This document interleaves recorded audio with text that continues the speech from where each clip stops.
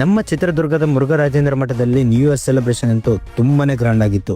ಹಾಗೆ ಈ ಕಡೆ ನೋಡಿದಾಗ ಸಿಂಹದ ಸೈನ್ಯನೇ ಕಾಣಿಸ್ತು. ನಾನು ಹೋಗಿ ಸ್ಟ್ರೀಟ್ ಫೋಟೋಗ್ರಾಫರ್ ಅಂತ ಹೇಳಿ ಅಪ್ರೋಚ್ ಮಾಡಿ ಫೋಟೋಸ್ ನ ತಗೊಂಡೆ.